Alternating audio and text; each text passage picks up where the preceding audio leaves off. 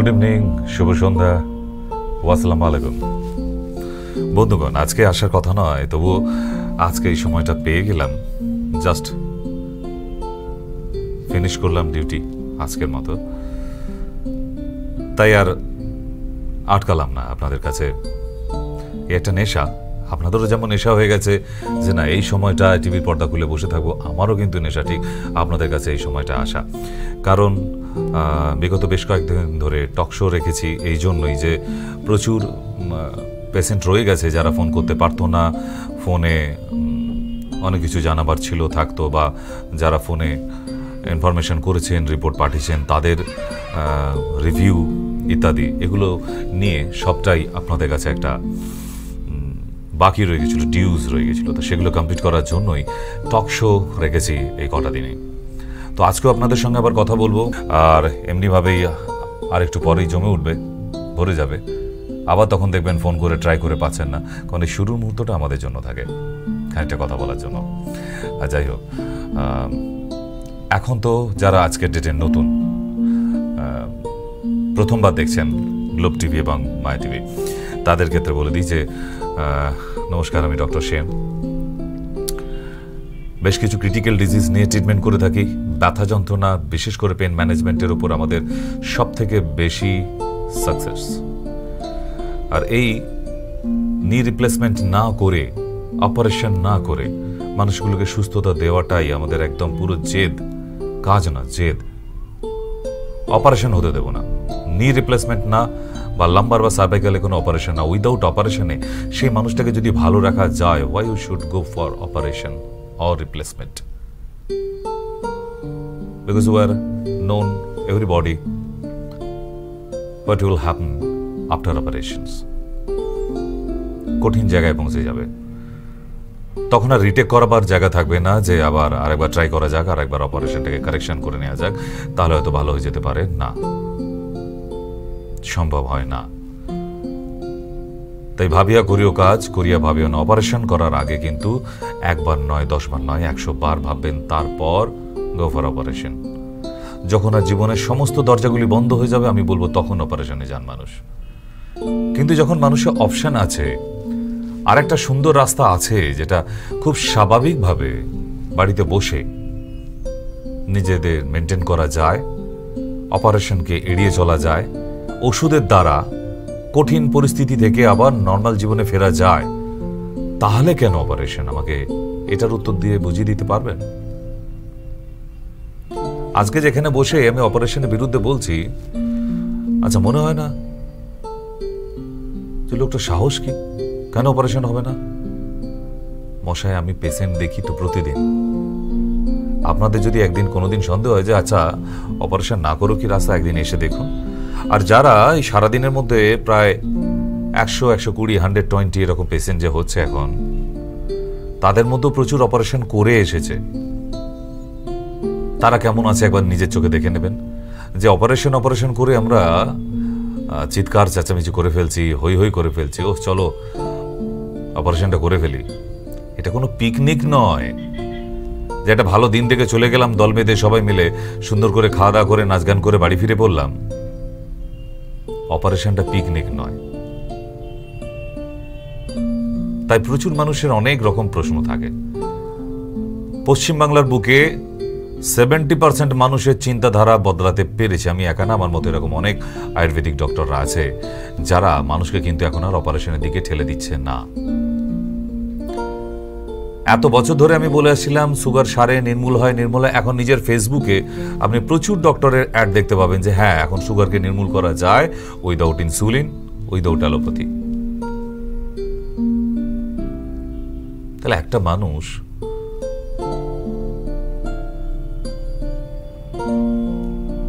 যদি নিজের জীবনে ডিসিপ্লিন ফিরিয়ে আনে, শৃঙ্খলাবদ্ধ হয় একটা মানুষ, তাহলে কিন্তু তার জীবনের পরিবর্তন আসবে, এবং পরিবর্তনটা খারাপ না, ভালোর দিকে আসবে। একটা ছোট্ট বাচ্চা, তার মধ্যে ভালো কিছু গুণ, সকালে উঠে সে দাঁত মেজি পড়তে বসে, সে আবার ঠিক সময় স্নান করে খাওয়া দাওয়া করে স্কুলে যায়, সে স্কুল থেকে ফিরে এসে আবার একটু মাঠে খেলে এসে আবার হাত পা ধুয়ে পড়তে বসে, সে একদম রাত্রির 12টা অবধি। তার মানে বাচ্চাটি শৃঙ্খলাবদ্ধ। আচ্ছা, ওই বাচ্চাটার কি রেজাল্ট খারাপ হতে পারে? কেউ ভাববে, যদি কপাল খারাপ খুব না হয়, কোনো অ্যাক্সিডেন্টালি যদি কিছু না দুর্ঘটনা ঘটে, তাই না? তাহলে একটা মানুষের জীবনেও অসুখ বিসুখও একটা পড়াশোনার মতোই। তাকেও মনে জেদ নিতে হয় যে আমি এই অসুখ থেকে নিজেকে মুক্ত করব।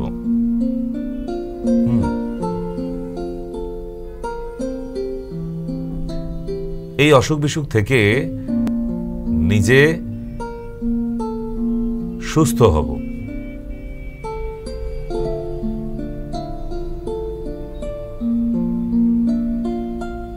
তো আগে নিজেকে ভাবা দরকার আছে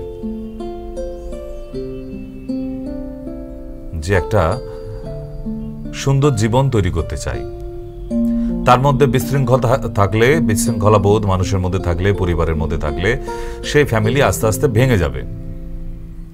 একটা মানুষের দুটি বাচ্চা, একটা ভীষণ কথা শুনে চলে আর একটা কথা শুনে চলে না। যে কথা শুনে চলে না ওই বাচ্চা বড় হওয়ার পর সে পাঁচিল তুলবেই ওই বাড়ির মধ্যে।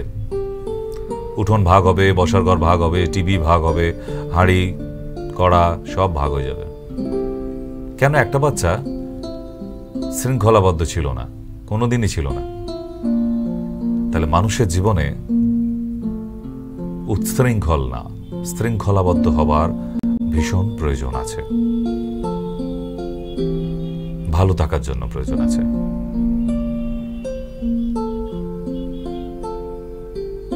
তো আস্তে আস্তে আস্তে আস্তে আমরা প্রোগ্রামের মধ্যে ঢুকে পড়ব, অনুষ্ঠানের মধ্যে। আজকে ব্যথা যন্ত্রণা নিয়েই, কারণ কোমরের ব্যথা নিয়ে প্রচুর মানুষ আসছে। আজকেও বেশ কিছু অ্যাঙ্কোলাইজিং স্পন্ডোলাইটিস রোগীরা এসেছেন। একদম কম বয়সী, 32 বছর বয়স, ঘাড় ঘরে না, মুভ হচ্ছে না। কি করবে বলুন তো? আচ্ছা, এত আপনাদের তো অপারেশন ডিপার্টমেন্ট এত উন্নত করে ফেলেছে, ওই মানুষগুলোর জন্য নেই? অপারেশন করবেন না? তাহলে কোনগুলো করা যায় অপারেশন? তেলা মাথায় তেল দেওয়ার জন্য যেটা ওষুধে সেরে যেত, সেটাকে কেটে কুটে একটু ঘেঁটে।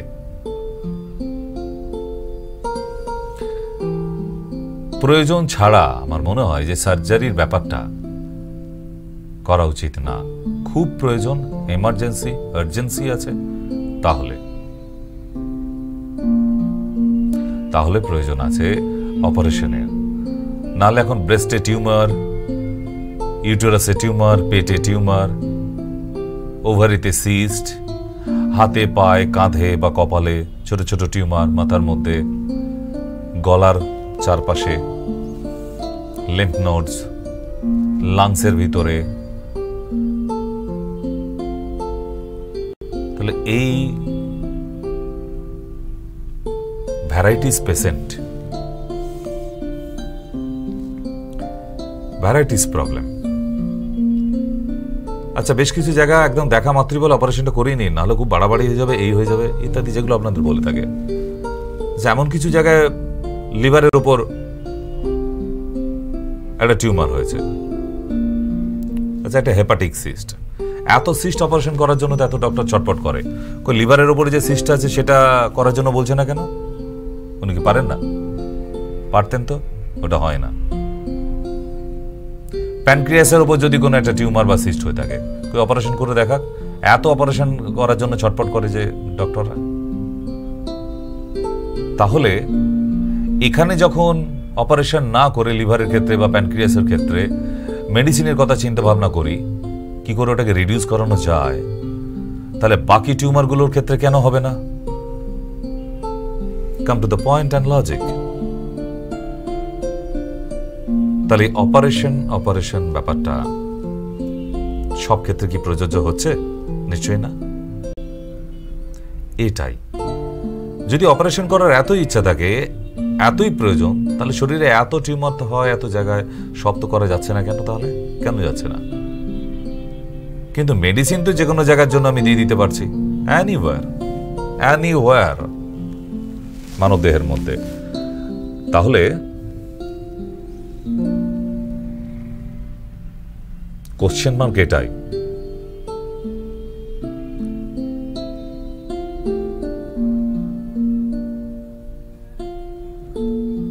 যে মানুষের কতটা প্রয়োজন আছে অপারেশনের জন্য। আমি এমন রোগীও তো দেখেছি, ব্রেস্টে টিউমার ছিল, অপারেশন করার পরে ক্যান্সার এসেছে না, ওটা অপারেশন না করেও ক্যান্সার আসতো। ক্যান্সারে টিউমার থাকলে কেটে তো পুরোটা উপড়ে ফেলা যায় না, তার খানিকটা অংশ তো রয়ে যায়, সে তো ক্যান্সার রোগেই মরবে। যখন ক্যান্সার রোগেই মরবে তাহলে আগে থাকতে কেন মেরে ফেলছি আমরা? যখন ভয়ঙ্কর হতো, তাই না? তো সেই জন্যই আমরা এবার টক শোতে কিছুক্ষণের জন্য ফিরবো। 8272940706 আমরা হাজির আছি। তার আগে এক ছোট্ট একটা বিরতি নিয়ে তারপর ফিরছি। চলুন বিরতি।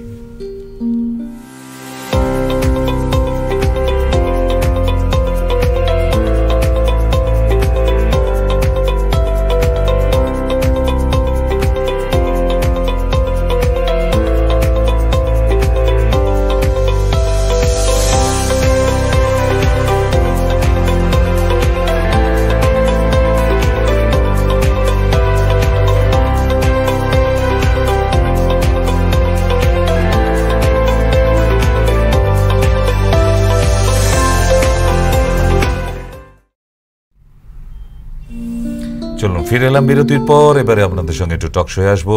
আর টক শোয়ে অনেক কথা আপনাদেরও বাকি আছে, আমাদেরও বাকি আছে। আজকে 8272940706 হ্যাঁ, প্রচুর মানুষ আছে যাদের রিপোর্ট পাঠাবার দরকার হয়, পুরনো রিপোর্ট করা আছে, অবশ্যই পাঠাতে পারেন, আমাদের এটাই কাজ। কেমন? নমস্কার। হ্যালো। হ্যাঁ বলুন। হ্যাঁ বলছি। আমি কালিন্দী থেকে কুশল গুপ্ত বলছি। কুশল ঘোষ? কুশল গুপ্ত। আচ্ছা, কুশল গুপ্ত। হ্যাঁ বলুন। হ্যাঁ ডাক্তার, আমার মুখের ভেতর না দুটো টনসিল পুরো ফুলে উঠেছে, একদম পুরো সাদা সাদা হয়ে গেছে। প্রচন্ড ব্যথা, কিছু খেতে পারছি না। কালিন্দী বলেন আপনি না? হ্যাঁ। ইমিডিয়েট তো এখন জলের মধ্যে একটু ফিটকিরি দিয়ে গার্গেল করবেন, কিন্তু যত তাড়াতাড়ি পারা যায় আপনি এসে দেখাবার চেষ্টা করুন, নাহলে কিন্তু বিপদ হয়ে যাবে একদম, মানে খেতেই পারবেন না, এরপর এমন হয়ে যেতে পারে। এখন একটু 1 কাপ গরম জলে 1 চিমটি ফিটকিরি দিয়ে গার্গেল করুন দিনে 3-4 বার, অনেকটা কমবে। ঠিক আছে? পারলে একটু কর্পূরও দিতে পারেন। চলুক এখন ওটা, তারপর একটা ভালো দিন দেখে চলে আসতে হবে। বাড়িতে বসে সবটা সারানো যাবে না। হ্যাঁ নমস্কার। হ্যালো, বলুন। হ্যাঁ বলুন। হ্যাঁ বলতে কি স্যার, আমার নাম যে ব্যক্তির সঙ্গে আপনি কথা বলছেন। বাঁদরের হাতে নারকেলের মালা, কি হবে তাহলে? বানর নিজের মাথাতেই আগে ফাটায়, সে তো নারকেল বুঝবে না, তাই আনস্মার্ট লোকেদের হাতে স্মার্টফোন, বড় মুশকিলের ব্যাপার হয়ে দাঁড়ায়। অর্পিতা বলুন। নমস্কার ডাক্তার। হ্যাঁ বলুন। টাওয়ারে আসুন, টাওয়ারে আসুন, বিছানায় শুয়ে শুয়ে গল্প করলে হবে না, টাওয়ারে আসুন, শোনা যাচ্ছে না। আমার বাচ্চার বয়স 5 বছর। ও সবসময় না এখন সর্দি কাশিতে ভোগে, আর কাশি হলে তো একদম ভালোই হতে চায় না, কেসে কেসে একটা অস্থির হয়ে যায়। তার জন্য ডাক্তার দেখাননি কেন? ডাক্তার দেখাননি কেন? কি করলে আর? আপনি আর শনিবার শনিবার বড় বাবার উপোস করলে তো আপনার ছোট বাচ্চা সর্দি কাশি চলে যাবে না, তার জন্য ডাক্তার দেখাতে হবে। ডাক্তার দেখায়, ডাক্তারের ওষুধ খেলেও হয় না। তো ডাক্তার কাকে দেখে? আপনাকে দেখে না আপনার বাচ্চাকে দেখে? বাচ্চাকেই দেখে। তাহলে কেন সারবে না? কদিন লাগে? 1টা মাস লাগবে ম্যাক্সিমাম। বাচ্চাটা বড় হলে যদি এখন সারাতে না পারেন আপনি, আগামী দিনে অ্যাজমা রোগী হয়ে যাবে, মানে হাঁপানি রোগী। বুঝতে পেরেছেন? এবং এইটা কোনো না কোনো আপনার পরিবারে অথবা আপনার শ্বশুরবাড়ির পরিবারে কি একজন হাঁপানি রোগী আছে যে ছোট বাচ্চাটাকে দান করেছে। তো এই জন্য যত তাড়াতাড়ি পারবেন বাচ্চাকে নিয়ে চেম্বারে আসবেন, লাগবে। আচ্ছা আচ্ছা ঠিক আছে। সবাই বলে ডাক্তার দেখিয়েছি, প্রচুর ডাক্তার দেখিয়েছি, ওটা কি ডাক্তার দেখান আমি কিছু বুঝি না। 15 দিন, 1 মাস, আচ্ছা 3 মাস, বলে বছর বছর ধরে এতগুলো ডাক্তার দেখিয়েছে, কি ডাক্তার দেখান আর কেমনভাবে দেখান কি যে আমি বুঝি না কিছু। এই ছোট একটা বাচ্চা, তার কি পেডিয়াট্রিক ডাক্তার নিশ্চয়ই দেখছে, তার একটা কোল্ড অ্যালার্জি, সিম্পল ব্যাপার, এইগুলোরও রেজাল্ট দেওয়া যায় না। আমি তো খুব অবাক হয়ে যাই যে বাইরে যে চেম্বারগুলো চলছে তাতে কোনো রেজাল্ট দেওয়া হয় না, খালি রুগীর ভিড় জড়ো করা হয়, এরকমই কিছু কি স্ট্রেঞ্জ। আগে শুধু আয়ুর্বেদ ডক্টর এই ম্যানেজমেন্টটা এবং ডাক্তারিটা করতাম, এখন কিন্তু একটা অ্যালোপ্যাথি হসপিটাল ম্যানেজমেন্ট করি, সুতরাং কোনগুলো সারানো যায় আর কোনটা সারানো যায় না সেটা কিন্তু আমরা ওয়েল নোন। তো আমার মনে হয় যে এই ছোট বাচ্চাগুলিকে নিয়ে যে ডক্টররা দেখছেন একটু ঠিকঠাক ডাক্তারি করাটা উচিত নয় কি? ছোট বাচ্চাটাও তো কষ্ট পাচ্ছে। নমস্কার। হ্যালো। হ্যাঁ বলুন। ডাক্তারবাবু, আমি বারুইপুর থেকে, আমার নাম আকাশ ঘোষ বলছিলাম। বলুন। বলছিলাম ডাক্তারবাবু, আমার ডিউরিনাল আলসার আছে, কিন্তু আলসারের ঘাটা কোনোভাবে শুকাচ্ছে না। তা কি করলে আলসারের ঘাটা তাড়াতাড়ি শুকোবে? ওষুধ খেলে, ডাক্তার দেখালে? না ডাক্তারবাবু, কি করলে, মানে কি কি খাবো কি কি খাবো না, কি করলে ডাক্তারবাবু ঘাটা তাড়াতাড়ি শুকিয়ে যাবে? কিছু খেয়ে আর কিছু না খেয়ে আলসার সারানো গেলে তো ডাক্তাররা তাহলে কাজকর্ম ছেড়ে দিয়ে রাস্তায় বসে থাকতো বাবা। ওটা আলসার, ওখানে আর কিছু খেয়ে আর কিছু না খেয়ে নয়, ঠিকঠাক ডক্টর ঠিকঠাক ওষুধ, নাহলে দুদিন পরে এটা ক্যান্সারে দাঁড়াবে। Ulcer is the first stage of cancer বলা যেতে পারে। ওই ঘা পচে গেলেই ছুটির খাতায় নাম লেখানো হয়ে গেল তোমার। তুমি ব্যাপারটাকে তো লাইট ভাবে নিও না বাবা, নালে একদম দুর্দিনের ঘন্টা বেজে যাবে। একটা আলসার মানে কতটা কঠিন জিনিস জানো তুমি? ডাক্তার কতটা বলেছে আমি জানি না। তো সুতরাং ডাক্তারের থেকে যে ডাক্তারকে দেখাচ্ছেন আগে ঠিকঠাকভাবে জানুন হোয়াট ইজ আলসার। আলসার হয়েছে স্যার এটা কি, তাহলে পুরো ডিটেলটা দেবে আপনাকে। আলসারটা নিয়ে ছেলেখেলা করতে নেই বাবা। আলসারকে আমরা ক্যান্সারের প্রথম স্টেজ বলি। তো সুতরাং এটাকে না সারাতে পারলে আগামী দিনে আপনার ক্যান্সার হবে গ্যারান্টি, লিখিত দেবো পুরো। তাই এটাকে ভালো ডাক্তার যেখানে দেখাচ্ছেন ঠিকঠাকভাবে গিয়ে কথাবার্তা বলে এটাকে সারিয়ে ফেলুন। ওই কি খেয়ে আর কি না খেয়ে এখন সে স্টেজ নেই, সেদিন চলে গেছে। এখন একে তাড়াতাড়ি ওষুধের দ্বারা শোকাতে হবে, বোঝা গেছে? আচ্ছা। তো সুতরাং ব্যাপারে take it not easy, take it serious, কারণ ব্যাপারটা সিরিয়াস একদম। এটাকে একদম লাইট ভাবে নেবেন না। আর প্রচুর জল খান, প্রচুর জল খান, 3.5 থেকে 4 লিটার জল খান পার ডে। বাকি তো আপনার ডক্টর আপনাকে লিস্ট দিয়েওছে আর দিয়ে দেবেও। বাকি আমি আছি, চিন্তা নেই। আমি আপনার কাছে সবসময় আপনার জন্য আছি, কিন্তু আপনাকে ইনিশিয়েটিভ নিতে হবে না। আপনাকে তো কোনো না কোনো ডক্টর দেখছে, এন্ডোস্কোপি করিয়েছে সে, এবং আপনাকে বলেও দিয়েছে ইটস আলসার, তার মানে সে ঠিকঠাক আছে। তাকে কোয়ারিজ করুন। রোগ যখন ধরা পড়েছে যতদিন না সারবে ছাড়বেন না, এটা হচ্ছে নিয়ম। হ্যাঁ নমস্কার, বলুন। হ্যালো। হ্যালো। বলুন। হ্যাঁ হ্যালো, কথা বলুন। সেই বল না, বাবা সামনে বলুন। হ্যাঁ স্যার নমস্কার। আমার নাম হচ্ছে রঞ্জিত প্রামাণিক, জেলার একদম মাস প্রান্ত থেকে বলছি স্যার। আমার স্ত্রী দীর্ঘদিন যাবত ওই থাইরয়েডের গ্ল্যান্ড আর নডুলের গোলাটা ফুলে আছে, এরকম আছে। আমি বহু ডাক্তারি করেছি, অ্যালোপ্যাথি দেখিয়েছি, ওষুধ সেরকম হয়নি। প্রত্যেকে অপারেশনের দিক বলেছে, আর অপারেশন বলতেই স্যার আমি ব্যাক করে চলে আসছি। এবং আমাদের এখানকার যে হোমিওপ্যাথি আছে 2-4 জায়গায় দেখিয়েছি, কিন্তু কোনো মতেই স্যার উপকৃত হয়নি আর কি। তাই কাইন্ডলি আপনার এরকম প্রেক্ষাপটে আমি ফোন করলাম আর কি, যদি কিছু রিপোর্টগুলো নিয়ে চেম্বারে চলে আসবেন। আচ্ছা স্যার, ওটা কখন যেতে হবে আপনাকে? ওই বলে দেবে, নিচের নাম্বারে ফোন করুন, আমাদের হেল্পলাইন নাম্বার দেওয়া আছে দেখুন। আচ্ছা স্যার, বলছি যে আপনার ওই কোনো টেস্ট কিছু করিয়ে নিয়ে যেতে পারে, এমনি ডাইরেক্ট এলেই হবে? না না, আপনার তো থাইরয়েড টেস্ট করা আছেই। আমার T3, T4, TSH এই 3টে লাগবে, আর গলার ইউএসজি যদি করা থাকে তাহলে সেটা নিয়ে আসতে পারেন। হ্যাঁ স্যার, আল্ট্রাসাউন্ড রিপোর্ট, হ্যাঁ ওটাই লাগবে, আর কিছু লাগবে না। আচ্ছা, ওইটা স্যার আজ থেকে 3-4 বছর আগে করিয়েছিলাম, আবার নতুন করাতে হবে? হ্যাঁ করাতে হবে, ওর মেয়াদ শেষ, ভ্যালিডিটি শেষ ওর। আচ্ছা, নতুন করে করাতে হবে নাকি? হ্যাঁ হ্যাঁ হ্যাঁ, ইউএসজিটা কারেন্ট লাগবে। করে নিয়ে চলে আসুন। আচ্ছা আচ্ছা।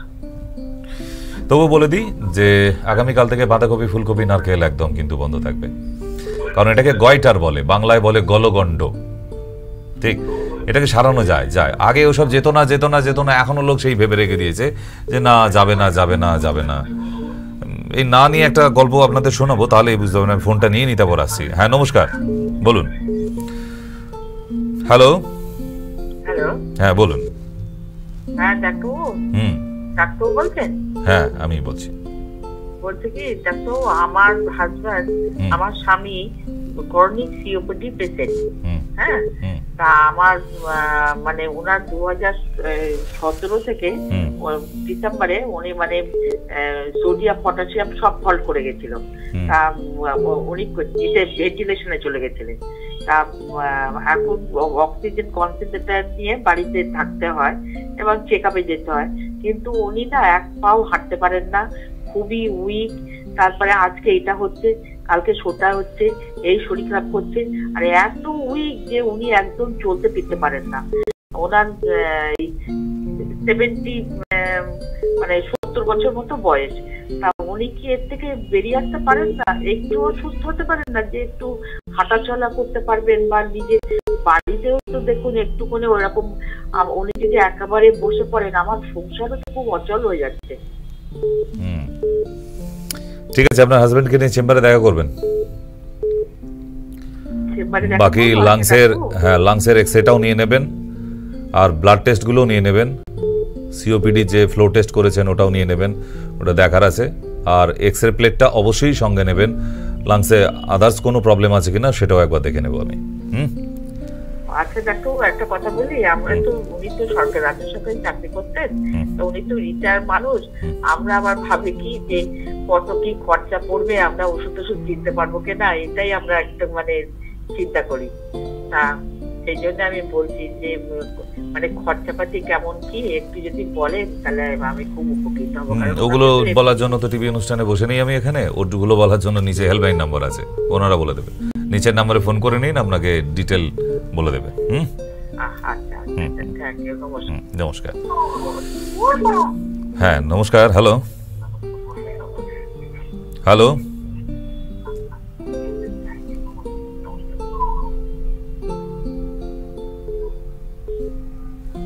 হ্যালো হ্যালো, সুমন দত্ত বলছিলাম।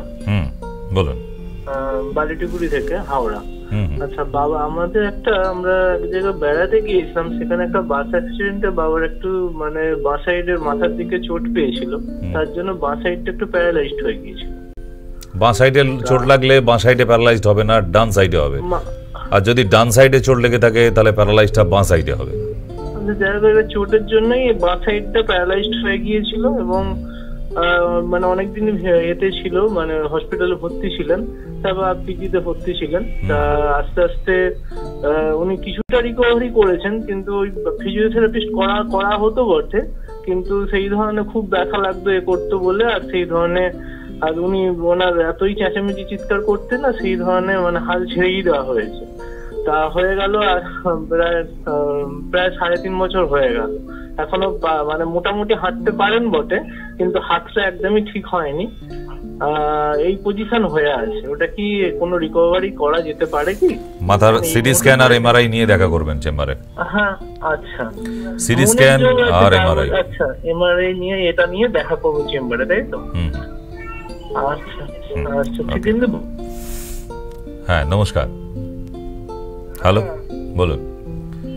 বলছি স্যার, আমার ঠ্যাঙে ঝিনঝিন করে খালি। অশ্বগন্ধার ট্যাবলেট কিনে খাবেন দিনে 2 বার করে। অশ্বগন্ধা ক্যাপসুলও পাওয়া যায়, ট্যাবলেটও পাওয়া যায়।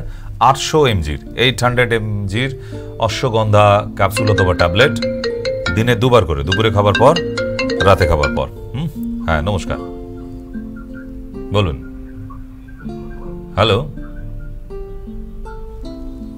না এতক্ষণ পরে আবার কালা কোম্পানির কেউ।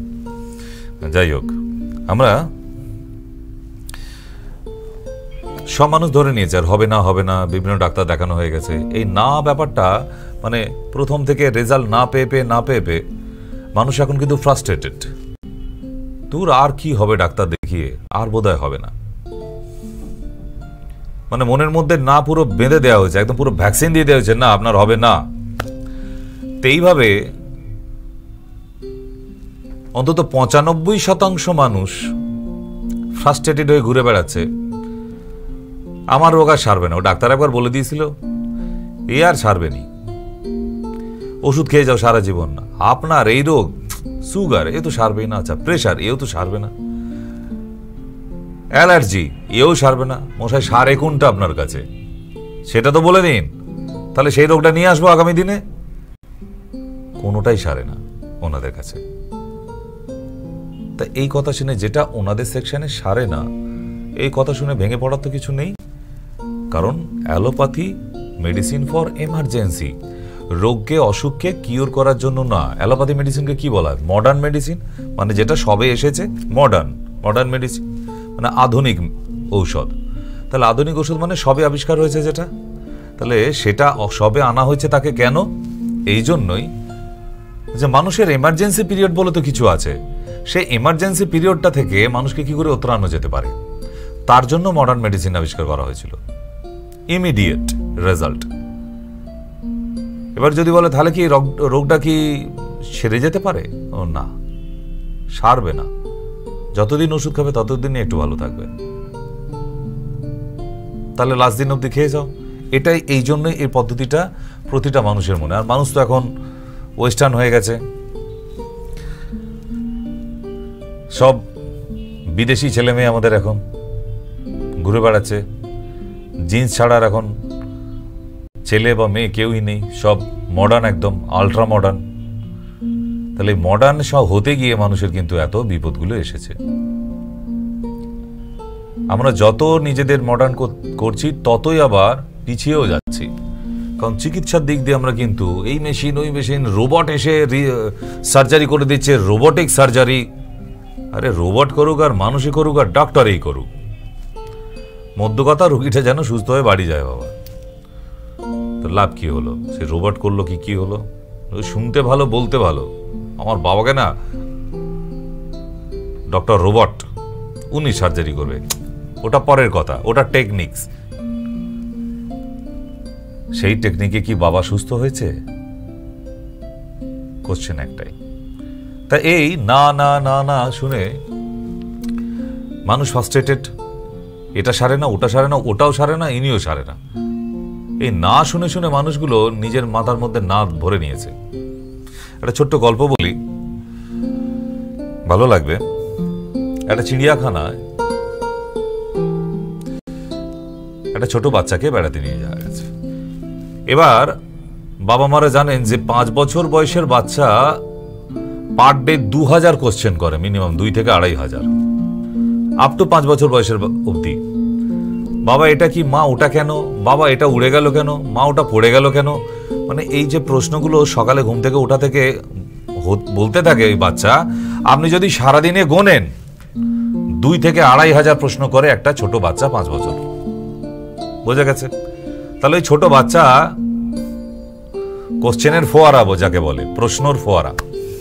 তা সে বাবা মা তো নিয়ে গেছে, নিয়ে গিয়ে এবারে বাঘ দেখায়, হরিণ দেখায়, গন্ডার দেখায়, সিংহ দেখায়, ঘুরতে ঘুরতে এখন হাতির কাছে গেছে। গিয়ে দেখছে হাতিটার পায়ে চেন দিয়ে বাঁধা। বাচ্চাটাও ফলো করেছে। এইবার হাতির পায়ে চেন দেখেই ছোট্ট বাচ্চাটি বাবার দিকে তাকে বলছে, বাবা বাবা তুমি বলেছিলে হাতির গায়ে নাকি অনেক শক্তি, আমাকে যে পড়ালে তুমি, সে নাকি বাড়ি ভেঙে ফেলতে পারে, গাছ উবড়ে দিতে পারে, ল্যাম্পপোস্ট উবড়ে দিতে পারে, তাহলে একটা সরু চেন দিয়ে বেঁধে রেখেছে, ওটা ছিঁড়তে পারছে না কেন? কোশ্চেন কিন্তু লজিক্যালি। বাবা দেখলো আবার এসে বকা শুরু করেছে। রে বাবা, এর থেকে রেহাই পেতে একটাই রাস্তা আছে। বাবা বলছে, দেখ বাবা, ওই হাতিটা আমার নয়, আমি জানি না, ওইখানে মাউথ আঙ্কেল বসে আছে, গিয়ে তুমি মাউথ আঙ্কেলকে জিজ্ঞেস করে নাও। বাচ্চা মানুষ মুখ দিয়ে বলে ফেলেছে আর ওর উত্তর চাই। বাচ্চারা এরকমই হয়, বলতে হবে, না বলা অব্দি আপনাকে ছাড়বে না কিন্তু। তাহলে এইবার মাউথ আঙ্কেলের কাছে গিয়ে বলছে, মাউথ আঙ্কেল, বাবা বলেছিল হাতির গায়ে নাকি অনেক জোর, সে গাছ উবড়ে ফেলতে পারে, ল্যাম্পপোস্ট উবড়ে ফেলতে পারে, বাড়ি ভেঙে ফেলতে পারে, আর ওই সরু চেনটা কেন ছিঁড়তে পারছে না? তখন মাউথ আঙ্কেল বুঝতে পেরেছে এ বাচ্চা তো ছাড়বে না উত্তর না পাওয়া অব্দি। তখন মাউথ আঙ্কেল এসে বলছে, বেটা, ওই হাতিকে যখন আমি ছোটবেলায় নিয়ে আসি, তখন ওকে এনে এদিক সেদিক পালিয়ে যেত বলে আমি দড়ি দিয়ে বেঁধে রেখেছিলাম, শুধু একটা রশ্মি দিয়ে, পাতলা রশ্মি। সে তখন টানাটানি করে অনেক চেষ্টা করেও ছিঁড়তে পারেনি। তা ও বড় হবার প্রায় 4-5 বছর বয়স অবধি ওই দড়িতেই বাঁধা ছিল, তখনও ছিঁড়তে পারেনি। তারপর আরেকটু বড় হওয়া অবধি দড়িটা চেন দিয়ে করে দিয়েছি, ও ভেবেছে ছোটবেলায় টানাটানি করেও ছিঁড়তে পারেনি, বড় হয়েও আর চেষ্টাও করে না। ও জানে ও ছোটবেলায় ছিঁড়তে পারেনি, বড় হয়ে কি করে ছিঁড়বো এই চেনটা, তাই হাতিটার চেষ্টাও করে না। কিন্তু এবার বলুন তো, প্রশ্ন এটা, হাতিটা কি চেষ্টা করলে ওই চেনটা ছিঁড়তে পারে না? আপনাদের মতামত কি? আপনারাও ওই হাতিটার মতোই হয়ে গেছেন, যে সব ডাক্তারদের কাছে হবে না হবে না, এটার রেজাল্ট নেই, ওটার উত্তর নেই, এই রোগ সারে নাই, না না না করা কিছু ডাক্তার বাজারে বেরিয়েছে, শুধু না বলতে বসেছে। চেম্বার খুলে ঝাঁ চকচকে চেম্বার, 2000 টাকা ফিস, ডাক্তারবাবু রোগটা সারে না, না আপনার রোগ তো সারে না, মানে না বলার জন্য। তাহলে এই না শুনে শুনে হাতিটার মতো আপনিও হয়ে গেছেন। সব ডাক্তার বলছে না না ও আর সারবেই না। কেন? ওই ডাক্তারটা মেডিকেলের সব বই পড়া হয়ে গেছে, তাহলে উনি বলার কে সারবে না? না উনি তো ডাক্তার, আমরা কি ডাক্তারের উপর কথা বলতে পারি? ঠিক এরকমই বলেন না আপনারা? কেন বলতে পারেন না? একটা ডক্টরকে ফিস যখন দিচ্ছি, আমার তো কোয়ারিজ আমি জিজ্ঞাসা করবই যে ডাক্তারবাবু আপনার চিকিৎসা হয়তো এটা সারবে না, তাহলে কি আর কোনো চিকিৎসায় সারবে না? এই প্রশ্নটা নিশ্চয়ই করবেন। মডার্ন মেডিসিন লিখলেই অনেক বড় ডাক্তার নয়, রোগীকে যে রেজাল্ট দিতে পারে তাকে বড় ডাক্তার বলবো। আমার মতে সেটা বলে। মডার্ন মেডিসিন লিখছে বলে বড় ডাক্তার হয়ে গেলাম? কে বলেছে? রোগটাকে সারাতে হবে তো। ওই মানুষটা এসছে কেন? এত দূর থেকে, আজকেও এসেছিল শিলিগুড়ি থেকে। কিসের জন্য? পাগল তারা? আমি বোধহয় বিগত 20 বছর একবারও শিলিগুড়ি যাওয়া হয়নি বেড়াতে। আর বেশ কিছু রুগী আছে, তারা প্রতি মাসে 2-3 বার আসা হয়ে গেল দেখলাম। কেন? প্রয়োজন আছে। আর একবার এসে আবার দ্বিতীয়বার কেন এসেছে? তার মানে সে রেজাল্ট পেয়েছে। নাহলে শিলিগুড়িতে মেডিকেল কলেজ নেই, সদর হসপিটাল নেই, ওখানে বড় বড় গোল্ড মেডেলিস্ট ডক্টররা বসে না? নিশ্চয়ই বসে। তাহলে কলকাতায় কেন? আমার মতো একটা নগণ্য ডাক্তারের কাছে কেন? আমি তো আর গোল্ড মেডেলিস্ট নই রে বাবা, তাই না? তো হঠাৎ করে এরা মুক্তি করে দেওয়া উচিত নয়। আপনারা ওই হাতিটার মতো হয়ে যাবেন না। একটা ডক্টর পৃথিবীর সব বই পড়ে ফেলা তার পক্ষে সম্ভব নয়। যখন আয়ুর্বেদ শুরু করেছিলাম অনেকেই তাচ্ছিল্য করে, আয়ুর্বেদ ওই বেটে ঘেটে চেটে, এইগুলো আবার পরীক্ষা দিয়ে পাশ করতে হয়, মানে এরকম পাড়ার লোকে বলতো। পড়ি, আর তখন সত্যি আয়ুর্বেদের কোনো দাম ছিল না। মানে মন্দিরে বসে চন্নমেত্র দিলেও বোধহয় মান সম্মান আছে। আয়ুর্বেদিক পড়াশোনা, এই বাবা আয়ুর্বেদিক ডাক্তার, ছি ছি ছি ছি। মানে আয়ুর্বেদিক ডাক্তারি পাশ করলে কোনো শ্বশুর মশাই মেয়ে দেবে না, এইরকম একটা জায়গা ছিল। কারণ তখন সরকার থেকে কোনো মুভমেন্ট হয়নি। আজকের ডেটে আজকে বলুক, আজকে আমার যে মতো একটা নগণ্য সামান্য ডাক্তার, ওই 10/10 ঘর থেকে শুরু করে আজকে একটা আয়ুর্বেদিক হসপিটাল, ছোট হলেও পাবেন না, 2 পার্সোনাল চেম্বার, ডিস্ট্রিক্ট ওয়াইজ এতগুলো চেম্বার, তারপরও আবার একটা গভর্নমেন্ট হসপিটাল। ওই 10/10 ঘর থেকে শুরু করেছিলাম, আয়ুর্বেদ ইউনানি দিয়ে শুরু করে আজকে অ্যালোপ্যাথি হসপিটালের ম্যানেজমেন্টে আছে। কি করে সম্ভব? ট্রিটমেন্টটা হচ্ছে main protocol, depend on protocol and management. আপনাকে ভরসা রাখতে হবে। অনেক রিস্ক নিয়েছি, আগামী দিনেও নেব। রিস্ক না নিলে একটা মুমূর্ষু রোগী, সব রোগীর জন্য ট্রিটমেন্ট কি বইয়ে লেখা আছে নাকি? একটা ডক্টর পাশ করার পর তার মাথা থেকেও অনেক কিছু বের করতে হয়। সব রোগের ঠিকানা কি বইয়ের মধ্যে দেওয়া আছে যে কি দিয়ে সেরে যাবে এক্ষুনি? আপনাকে কিছু নিজে থেকে ভাবতে হবে না? সেটা আর ভাবে না, না কি দরকার? তাকে হসপিটাল লিখে দিই, ওখান থেকে তো 20% এসে যাবে। বাজারে কত রেফার লেখার জন্য ডক্টর বসে, রেফার ডক্টর বলে এদের। শুধু আসবে, আপনাকে দেখবে, চেক আপ করবে, ফিস ডান, বড় বড় একটু ডায়লগ দিয়ে বিজ্ঞের মতো, তারপর চশমাটের খের কাছে নামিয়ে বলবে খুব কঠিন রোগ, অনেক দেরি করে নিও, আমি একটু রেফার করে দিচ্ছি, হসপিটালে চলে যাও, এই ডক্টরের সঙ্গে দেখা করে নাও। হয়ে গেল ডাক্তারি। ওনাকে ট্রিটমেন্ট করে যত টাকা পেত, ওই doctor referral doctor nursing home থেকে তার ডবল পেমেন্ট পেয়ে যাবে, করে ঘুরে আবার বাড়ি দিয়ে যাবে টাকা। এভাবে যদি ডাক্তারি হয় তাহলে কি করে হবে? রিস্ক নিতে হবে না? তাহলে সবাই যদি আমরা রেফার করে দিই, ডাক্তারিটা করবে কে? সেই জন্যও বলছি আপনাদেরও দায়িত্ব আছে, আপনারাও মনের জোর রাখুন। হবে না আবার কি, যে ডায়াবেটিস সুগার সারাতে পারে না, এখনো বলে যে সুগার সারবে না, সারা জীবন খেয়ে যাও, ওটাও একটা রোগ। আর তাহলে সেই রাজ্যে সেই দেশে তাহলে ক্যান্সারের ট্রিটমেন্ট হচ্ছে, ওটা তো আরো কঠিন, ডায়াবেটিসের থেকে খারাপ, টাফ। আর ওটা কি ট্রিটমেন্ট হবে? কি ট্রিটমেন্ট হচ্ছে? একটা সামান্য ডায়াবেটিসের ট্রিটমেন্ট করতে পারা যায় না যেখানে, যে দেশে, সেই দেশে আবার ব্লাড ক্যান্সারের ট্রিটমেন্ট হচ্ছে। আবার বিষয়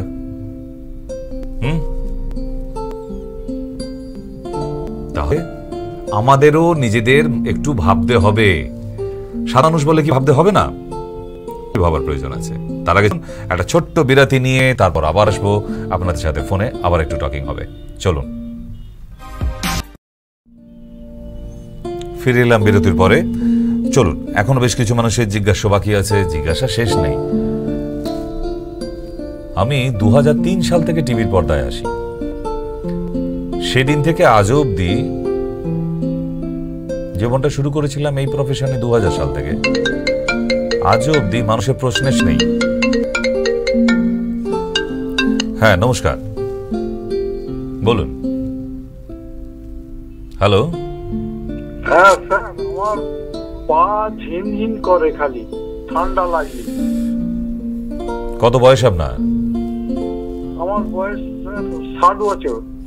আপনার বাড়ির কাছে কোনো দোকানে গিয়ে, আয়ুর্বেদ দোকান থাকলে গিয়ে বলবেন অশ্বগন্ধা ট্যাবলেট। অবশ্য অশ্বগন্ধা ট্যাবলেট এখন অ্যালোপ্যাথি ওষুধের দোকানেও রাখছে। আপনি গিয়ে বলবেন অশ্বগন্ধা ক্যাপসুল অথবা ট্যাবলেট দিন, দিনে 2 বার করে খাবেন, দুপুরে খাবার পর আর রাতে খাবার পর। কেমন? চল, অশ্বগন্ধা আপনাকে পাওয়ার বলে দিলাম তো, এর আগেও তো আপনি ফোন করলেন, আমি বলে দিলাম, কানে শোনেন না কেন? আমি যখন বলি একটু মন দিয়ে শুনবেন, কাজে লাগবে। অশ্বগন্ধাটা কিন্তু 800 mg, 800 পাওয়ার। হ্যাঁ, আমাদের অশ্বগন্ধার পাওয়ার হয় অ্যালোপ্যাথি ওষুধের মতোই। হ্যাঁ, নমস্কার। হ্যালো। আবার কোনো কালা ফোন করেছে। উফ,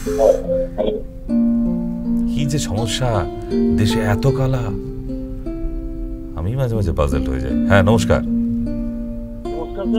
হ্যাঁ, বলুন। দুর্গাপুর আসবেন না? আপনার বাড়িতে যেদিন নেমন্তন্ন থাকবে আমাকে একটু নেমন্তন্ন কার্ডটা পাঠিয়ে দেবেন, নিশ্চয়ই চলে যাব। ঠিক, যাওয়ার ডেট থাকলে নিচে থাকবে, স্ক্রলিং থাকবে বাবা, যেখানে যেখানে ডেট পড়বে স্ক্রলিং এ থাকবে, স্ক্রলিং এ দেওয়া হবে। ওকে, তো দমদমের ঠিকানাটা একবার বলে দিই। প্রচুর মানুষ বাইরের ডিস্ট্রিক্ট থেকে, বিশেষ করে মেদিনীপুর, পুরুলিয়া, বীরভূম, বাঁকুড়া, এই 4টে জেলা থেকে সব থেকে বেশি ভিড় আমাদের দমদমে, একদম স্টেশনের পাশেই। দমদম জংশন মেট্রো স্টেশন নামার পরেই 3 মিনিটের হাঁটা পথ, শিল কলোনি বলবেন। শুক্রবার, সোমবার, রবিবার। হ্যাঁ, নমস্কার। ডাক্তারের সাথে কথা বলতে চাই, লাইভ করছে টিভিতে দেখছি। হ্যাঁ, বলুন। আমি ডাক্তার পেশেন্ট, আমি দেখিয়েছিলাম বারাসাতে। তো আমার একটু সমস্যা হয়েছে, ঠান্ডা লেগেছে, সেই ব্যাপারে একটু কথা বলবো। বলুন। বলুন। হ্যাঁ, বলছি যে এই কদিন বাইক নিয়ে একটু সেই বলতাতে গেছিলাম, কিন্তু এত ঠান্ডা লেগে গেছে। জিকান আর ব্রঙ্কোসোল, জিকান আর ব্রঙ্কোসোল দুটো টনিক আছে আমাদের, 2 চামচ করে দিনে 2 বার 7 দিন খাবেন। জিকান আর ব্রঙ্কোসোল, ঠিক আছে? ওকে, আপনাদের কাছের দোকানেও পেয়ে যেতে পারেন, ZICAN আর ব্রঙ্কোসোল। হ্যাঁ, নমস্কার। হ্যালো। হ্যালো। হ্যাঁ, বলুন। হ্যালো ডাক্তারবাবু।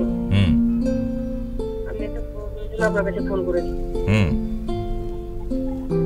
মানে মাসিকের প্রচুর প্রবলেম হচ্ছে আমার। আল্ট্রাসোনোগ্রাফি নিয়ে যোগাযোগ করবেন।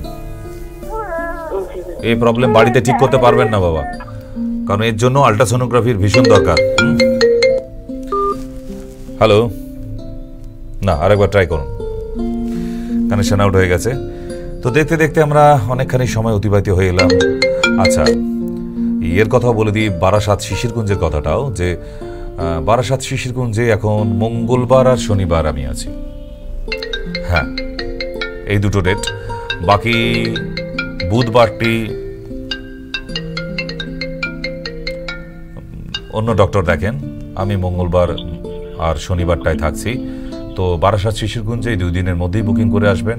এবং দমদমের ক্ষেত্রেও 2 দিন এখন, শুক্রবার আর রবিবার।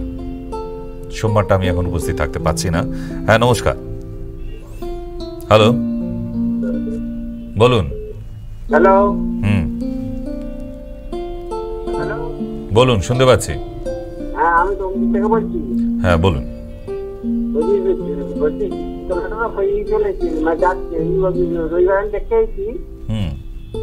যন্ত্রণাটা হচ্ছে সবসময়।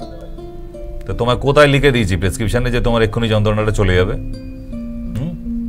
না না, বলছি যন্ত্রণাটা কোনো ওষুধ পাওয়া যাবে কি? তো তুমি যদি বলে থাকো যন্ত্রণার কথা, তাহলে যন্ত্রণা ওষুধ হতে দেয়া আছে। যদি না বলে থাকো তাহলে যায়নি, আবার নিয়ে যেতে হবে। হ্যাঁ, সেদিনই আপনাকে বলছি যন্ত্রণা হচ্ছে। হ্যাঁ, তাহলে ওষুধ দেয়া আছে। ওই গাছে না উঠতে উঠতে এক কাঁদি চিন্তা করো না বাবা, ঠিক আছে? তোমার তাড়া আছে, রোগের তাড়া নেই। রবিবার নিয়ে গিয়ে আজকে যদি সুস্থ হয়ে যাও, আমি কালকে তো ডাক্তারগুলো তাহলে থালা হাতে ঘুরতে হবে বাবা। এত তাড়াতাড়ি সুস্থ হয়ে গেলে রুগী, একটু সময় দাও, আগে যাক। সব সময় ছটফট করে ফেললে হবে না। এই রবিবার নিয়ে গিয়ে আর বৃহস্পতিবারে সেরে যায়, আছে মাথায় আছে একটু। হ্যাঁ, বলুন। তাহলে এখন সপ্তাহে 2 দিন করে আপনাদের সঙ্গে দেখা হবে। বারাসাত শিশিরকুঞ্জে মঙ্গলবার আর শনিবার, আর দমদমে শুক্রবার আর রবিবার। হ্যালো, নমস্কার। হ্যালো, বলুন।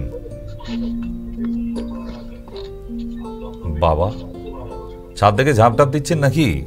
বোঝা মুশকিল। মানে ফোন নিয়ে কি কুস্তি করছেন? WWF চলছে বাড়িতে?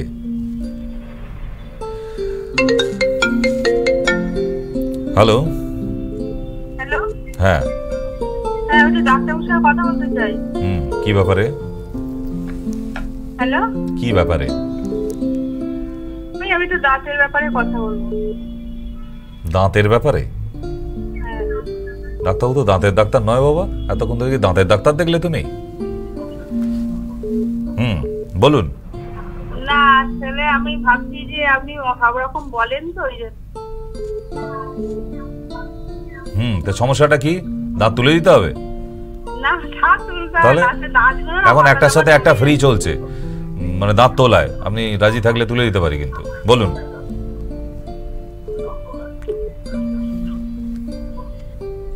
আপনি একটু ভেবে নিয়ে বলবেন।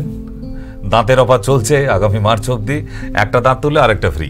ঠিক যেভাবে আপনাদের চৈত্র ছেলে আসে মাঝে মধ্যে। হ্যাঁ, নমস্কার। হ্যালো, হ্যাঁ বলুন। বলুন। বলছিলাম যে আমার মায়ের জন্য ফোন করেছিলাম। আমার মায়ের মুখে কালো কালো ছোপ ছোপ দাগ হয়েছে। তো একটা স্কিনে ডাক্তার দেখিয়েছিলাম, উনি বলেছিল যে 20 দিন মাখতে। তো 20 দিন মাখার পর দেখা যাচ্ছে যে আরো ভর্তি হয়ে গেছে। কি করবে? সেই ডাক্তারকে ফোন করো। সেই ডাক্তারের ফোন নাম্বার আছে তো? আমার ফোনটা রেখে তো ওই ডাক্তারকে ফোন করে এবার জিজ্ঞেস করো যে 20 দিন মাখা হয়ে গেছে, এবার মা কি করবে। উনি বলেছিল যে 20 দিন মাখতে, যে তোমার হ্যাঁ 20 দিন হয়ে গেছে, তো এবার ওই ডাক্তারকে ফোন করে এবার জিজ্ঞেস করতে বলো এবার মা কি করবে। ঠিক, চলো। হ্যাঁ, নমস্কার। নমস্কার। হ্যালো, হ্যাঁ বলুন। ওই ডক্টর সেন যে শিশিরকুঞ্জতে বসেন, শিশিরকুঞ্জ কোথায়? শিশিরকুঞ্জেই বারাসাতে। বারাসাত শিশিরকুঞ্জ। হ্যাঁ, মধ্যমগ্রামের ওই পরে স্টপেজ। মধ্যমগ্রামের পরে স্টপেজ। মধ্যমগ্রামের পরে স্টপেজ স্টার মলের অপোজিটে। নারায়ণের কাছেই। নারায়ণের কাছেই। হ্যাঁ, নমস্কার। বলুন। হ্যাঁ, বলুন। হ্যালো, বলুন। আমি বলছিলাম স্যার, আমার সাইটোসিস আছে, ওষুধের সময় যদি একটু বলে দিতেন। ওর জন্য চেম্বারে আসবেন, প্রেসক্রিপশন হবে, ওষুধ নিয়ে যাবেন। ওর জন্য মেডিসিন লাগবে বাবা। ওর জন্য ওষুধ না খেয়ে উপায় নেই, কোনো উপায় নেই। যে কাণ্ড বেঁধে গেছে এখন, অপারেশন করে তো নেই, আরও ঝামেলা বাড়বে, বাট মেডিসিনে ঠিক করা যায়। ওটা একদিন অ্যাপয়েন্টমেন্ট করে চলে আসুন। এখন অফারে আছেই, একটা পেশেন্টের সঙ্গে আর একটা পেশেন্ট এমনি দেখিয়ে নিতে পারে, একই ফিজে দুজন আর কি। চলে এসো। নমস্কার। হ্যালো হ্যালো হ্যালো, আমি ডাক্তারবাবুর সঙ্গে একটু কথা বলতে চাই। কি ব্যাপারে গো? ওই যে আমার গলাতে হচ্ছে কালো কালো ছোপ ছোপ দাগ হয়ে যাচ্ছে আর ফুটফুট করছে, ঝুললেই কালো দাগ হয়ে যাচ্ছে। একদিন চেম্বারে চলে আসুন। এই কালো ছোপ ছোপ নিয়ে আয়নার সামনে দাঁড়িয়ে, ইস, এরপর প্রচুর বিয়ে বাড়ি আসবে, লোকের সামনে দাঁড়ানো যাবে না। একদিন সময় করে চেম্বারে, বাড়িতে বসে শখের রুগী হয়ে লাভ নেই। আমায় দেখে এখন ইচ্ছে করে অনেকেরই যে না একটু ফোন করে নি, বাড়িতে বসি, হয়তো সব কি আর বাড়িতে বসে সারবে বাবা? কিছু অসুখ আছে, কিছু স্কিন ডিজিজ আছে, যেগুলোর জন্য একবার চলে আসার প্রয়োজন আছে। হ্যাঁ, নমস্কার, বলুন বলুন। আমার মুখে না অনেক গোটা হয়েছে। তার জন্য ওই যে বললাম চেম্বারে আসার প্রয়োজন আছে। লিভার টেস্ট করে নিয়ে, কিন্তু লিভারের টেস্ট, ব্লাড টেস্ট করিয়ে নিয়ে তারপর চেম্বারে, মানে শুধু এলেও হবে না, LFT। আর পটি যেন ক্লিয়ার, পটি ক্লিয়ার না হলে বাবা হবে না, ঠিক আছে? অয়েলি ফুড, বাইরের খাবারগুলো একটু বন্ধ করতে হবে। আর শিমুল গাছের কাঁটা যদি থাকে, সেটাকে চন্দনের সাথে বেটে ব্রণের উপর লাগাতে থাকো, রাতে শুতে যাবার 1 ঘন্টা আগে। সকালে উঠে ধোবে, দেখো ব্রণ সেরে যাবে অনেক। নমস্কার। হ্যালো। হ্যাঁ, বলুন। বলছি স্যার, আমার যখন তখন চারবার 5বার করে পায়খানা। তো ডাক্তার তো দেখান না, আপনি কেন ফোন করেছেন আমায়? আপনি তো ডাক্তার দেখান না। ডাক্তার দেখিয়েছি। কোন কালে? তখন তো গান্ধী যে বেঁচে ছিল, কবে সেদিন ডাক্তার দেখিয়েছিলেন? এটা তো সামান্য একটা ব্যাপার, এটা তো সারিয়ে ফেলা যায় বাবা। না, জেনোটিনোজেড আর দিয়েছিল ওই আপনার, আমার একটা এও ছিল হেমোরাইড, যেটা অবশ্য এখন ভালো, একটু ভালো দিকে আছে, সেইটা দিকে হচ্ছে কি বুঝতে পারছি না। সকালবেলা স্টুল টেস্ট করতে পাঠাও, ফার্স্ট স্টুল টেস্ট করতে পাঠাও, আমাশা আছে, ওই টেস্ট রিপোর্টটা নিয়ে ঠিকঠাক ভাবে ট্রিটমেন্টটা করাও। ওই বিকেলবেলা প্ল্যাটফর্মে বেড়াতে গিয়ে ফুচকা খাওয়ার মতো কেসটা না, কিন্তু এটাকে ঠিকঠাক ট্রিটমেন্ট করলে 1 মাস 1.5 মাসে সেরে যায়। আর বাকি ওইরকম ভাবে বেড়াতে যাওয়া ফুচকা খাওয়ার মতো যদি ডাক্তার দেখানো হয়, থেকে যাবে 10 বছর ধরে থাকবে। ডাক্তারও বলছে মাঝের মধ্যে আসে, সামাজিক মেলামেশা, সারালে সারিয়ে ফেলতে হবে, কারণ এগুলো সারানো যায়। যেহেতু না সারাবে, তো সামান্য আমাশা, এটা আমাশা সারবে না তো আবার কি সারবে তাহলে? আমাশা মতো নয়, আমাশা, এটা আমাশাই, আমাশা মতো না। এই আমাশাটা সারিয়ে ফেলতে হবে। কাল থেকে দুধ আর শাক খাওয়া বন্ধ করে দিন, কেমন? অনেকটা উপকার হয়ে যাবে। আর কাঁচা পেঁপে, 50 গ্রাম ওজনের কাঁচা পেঁপে খোসা না ছাড়িয়ে সকালবেলা খালি পেটে চিবিয়ে খেয়ে নেবে, তারপর জল, দেখো অর্ধেকটা সেরে যাবে তোমার। তারপর আমি আছি তো, তারপর তো আমি আছি। আগে টোটকা শুরু করো, কাল থেকে আগে শুরু করো, এতেই দেখবে অর্ধেক সেরে গেছো তুমি। চলো। হ্যাঁ, সুমিত দাস, বলুন। হ্যালো। হ্যালো। হ্যাঁ, বলছি যে আমার ছেলেটা 2 বছর ধরে চামড়ায় ঘা হয়েছে। এগুলো দেখার কেস আছে, এগুলো বাড়িতে বসে বসে ঘাটা সারানো যায় না, ও থেকে বেড়ে যাবে। যদি ঠিকঠাক ইচ্ছা হয় তাহলে ঠিকঠাক ডাক্তার দেখে নাও, সেটা এখানেই আসো বা বাড়ির পাশের ডাক্তার দেখাও, কিন্তু ডাক্তারটা দেখাও, নাহলে ঘা বাড়বে, কমাতে পারবে না। ডাক্তার দেখিয়ে নিও। হ্যাঁ, নমস্কার। হ্যালো। হ্যালো। আমি ডাক্তারের সঙ্গে কথা বলছি। বলুন। বলছি ডাক্তার, আপনি আগে বলেছিলেন না যে কানের ব্যাপারে কি তেলটা আমি মনেই করতে পারছি না। ও আবার আমাকে সকালবেলা মনে করাবে, আমি আবার বলে দেবো। কেন? সেটা তো ইউটিউবে দেয়া আছে তো, যেদিন আপনি ফোন করেছিলেন সেই ডেটের ইউটিউব খুলে দেখে নিন, ওখানে তো দেওয়া আছে, আপনি তো পেয়ে যাবেন। আমাদের প্রতিটা শো ইউটিউব এবং ফেসবুকে চলছে, এই শোটা ফেসবুকেও চলছে, ইউটিউবে চলছে। আপনি মোবাইল যাদের আছে হাতে, মোবাইল ফেসবুকে গিয়ে দেখুন, ওখানে হ্যালো, মায়া টিভি চ্যানেল ফেসবুকের নাম আছে, আপনি টাইপ করুন, এখনই দেখতে পাবেন এই শোটা হচ্ছে। হ্যাঁ নমস্কার, বলুন। হ্যাঁ ডাক্তারবাবু বলছেন? হ্যাঁ। আচ্ছা, আপনি কি আগামী 16 তারিখ মঙ্গলামারও আসছেন? জানি না তো, কালকেই তো 16 তারিখ।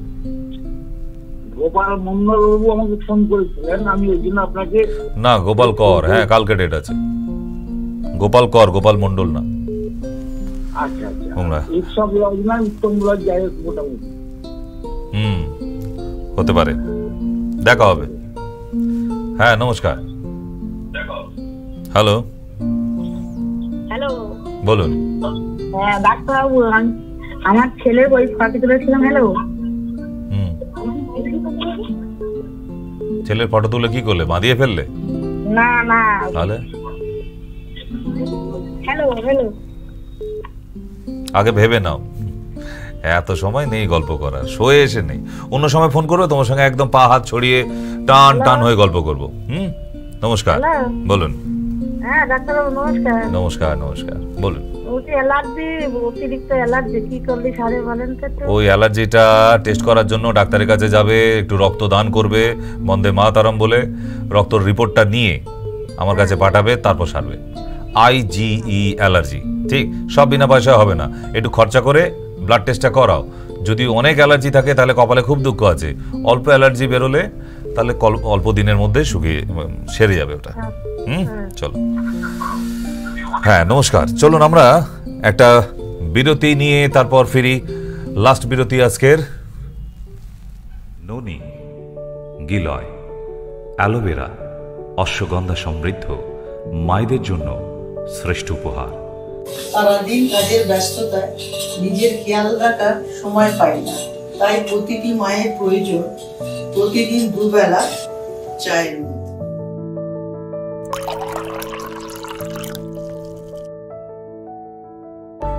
প্রতিটি সন্তানদের তরফ থেকে একটাই উপহার, মাতৃ ঋণ শোধ করার। ভালো থেকো মা। ভালো থেকো মা। চলুন ফিরে আসি বিরতির পর। আর হয়তো একজনের সঙ্গে কথা বলা যেতে পারে, ফোনে কি অপেক্ষা করছেন। নমস্কার। হ্যালো হ্যালো, বলুন। হ্যালো নমস্কার, বলুন। হ্যালো, হ্যাঁ বলুন। হ্যালো, হ্যাঁ শুনতে পাচ্ছি। হ্যাঁ বলছিলাম যে আমার দাদার ফ্যাটি লিভার আছে, বারবার পায়খানা হয়, তাহলে কি করা যায়? ডাক্তার দেখানো যায় ইমিডিয়েট। হ্যাঁ ডাক্তার তো দেখিয়েছিলাম, কিন্তু তাও হচ্ছে না। তাহলে আমি বাকি আছে।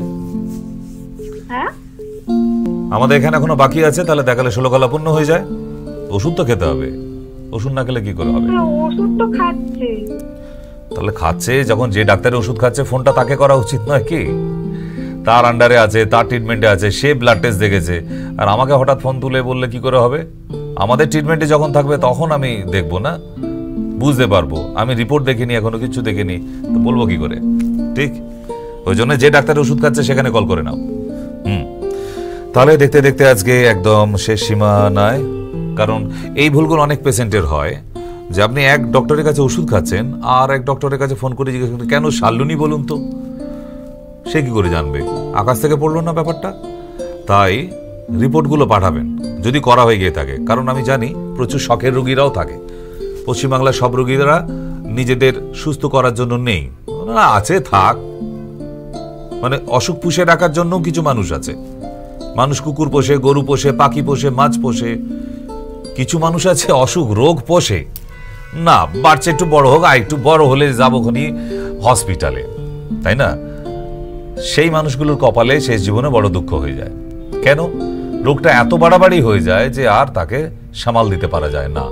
তাই আপনাদের বারবার বলা, যে ডক্টরের আন্ডারেই থাকুন না কেন, আমাকে যেমন ভাবে সাবলীলভাবে ফোন করে জিজ্ঞেস করছেন, ওই ডক্টরগুলিকে কেন ফোন করা যাচ্ছে না? কেন? আপনারা কি সত্যি ডাক্তারের কাছে যান? না নামে বলেন হ্যাঁ ডাক্তারের ওষুধ খাচ্ছে। যদি ডাক্তারের ওষুধই খায় তাহলে সেরেই যাবে। কারণ আমাদের কাছে যখন ওষুধ নিতে আসে আমরা তো বলছি হ্যাঁ 15 দিন থেকে দেখতে পাবেন রেজাল্ট, আস্তে আস্তে পেতে থাকবেন। তাহলে কেন আপনার ডক্টরের ওষুধে? তার মানে আপনি ডাক্তার দেখাচ্ছেন না, তার মানে আপনি ওষুধ খাচ্ছেন না। এগুলো ঠিক না। নিজেকে ফাঁকি দিয়ে কি হবে? কোনো না কোনো ডক্টর, আমি বলছি না যে আয়ুর্বেদিকেই দেখাতে হবে, ইউনানিতেই দেখাতে হবে, বা হোমিওপ্যাথিতেই দেখাতে হবে, অ্যালোপ্যাথিতেই দেখান না, কিন্তু ওষুধটা তো ঠিকঠাক ভাবে খাবেন। আপনারা খান না, 1 নম্বর। আচ্ছা, ডক্টর যে রেস্ট্রিকশনগুলো বলে দিয়েছে, ফুড রেস্ট্রিকশন, এটা খাবেন না, ওটা খাবেন না, সেগুলো মানেন না। বাইরে গিয়ে ফাস্টফুড খেয়ে ফেলছে। কি করে দাদার লিভার ভালো থাকবে? মা সে ডিসেম্বর মাসে 3খানা পিকনিক করবে, জানুয়ারি মাসে 5খানা পিকনিক করবে, বিয়ে বাড়ি একটাও বাদ দেবে না, মেনু কার্ড আবার খাসির মাংস হলে বোধহয় ডবল আইটেম নেবে। কি করে সারবে? বাইরে KFC, বন্ধুদের সঙ্গে পার্টি শাটি, সন্ধ্যেবেলা জলসা, এগুলো হলে একটা ইয়াং ছেলে সে কি সুস্থ থাকতে পারে? তার লিভার, ফ্যাটি লিভার, এর থেকে যে খারাপ কিছু হয়ে যায়নি সেটাই তো ভাগ্য ভালো। মেনটেন। ওষুধ খেলে হ্যাঁ, তা বলে বন্ধু বান্ধবদের সঙ্গে একটু পিকনিক টিকনিক করবে না? নিশ্চয়ই করবে, কিন্তু তার মেনটেনটাও করে নিতে হবে। আমি বন্ধুদের সঙ্গে ফুর্তি করে বাড়িতে এলাম, পরের দিন ওষুধটাও খেয়ে নিতে হবে। কিন্তু পাপ করলে তার প্রায়শ্চিত্তি করতে হয়। এটা করলে সবাই সুস্থ থাকতে পারি।